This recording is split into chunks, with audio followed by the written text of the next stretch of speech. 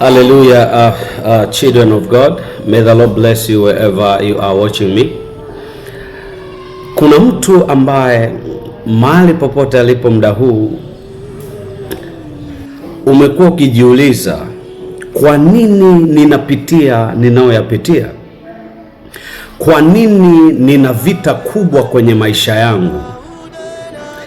Kwa nini uadui umekuwa mkubwa sana? Ninatumia nguvu kubwa sana, ninapushi kwa ugumu sana. Man of God, ni nini kinachoendelea kwenye maisha yangu? The higher you go, the higher the battle. Matamanio, kinachovutia vita unayopitia ni yale matamanio, na kule ambako unatamani kwenda ndicho kinachovuta vita kwenye maisha yako. Lakini pia vita unayopitia inaonyesha ukubwa ulionao ndani, ukubwa wa vile Mungu alivyokukusudia wewe kuwa na kuishi hapa duniani. What I can tell you, nataka tu ujue kwamba wewe sio mtu wa kawaida. Umeona aibu unayoipitia ni kwa sababu wewe sio mtu wa kawaida. Umeona vita unazozipitia ni kwa sababu wewe sio mtu wa kawaida. And I am here to tell you that you are not a normal creation of God. Wewe sio uumbaji wa kawaida wa Mungu. Una kitu kikubwa, umebeba package kubwa ndani yako. Umebeba msaada wa watu wengi.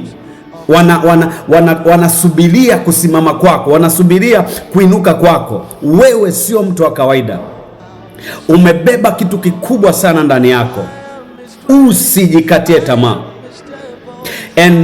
Na nini kinachosababisha watu wengi katika hizo vita mara nyingi tunashindwa? Ni kwa sababu you don't have the spiritual covering. Spiritual covering ni ya muhimu sana. Mfuniko wa kiroho ni wa muhimu sana.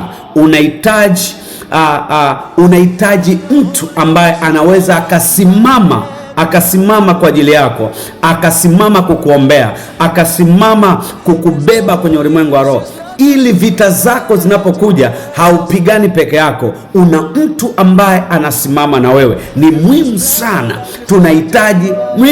unahitaji mfuniko wa kiroho. Mfuniko wa kiroho ni wa muhimu sana. Watu wengi wamedharau sana hii, baba wa kiroho, mama wa kiroho, wamedharau sana, lakini ina maana kubwa sana kwenye ulimwengu wa roho. Hakuna mtumishi wa Mungu ambaye alisimama, yuko imara, yuko mbali, ambaye hana mfuniko wa kiroho.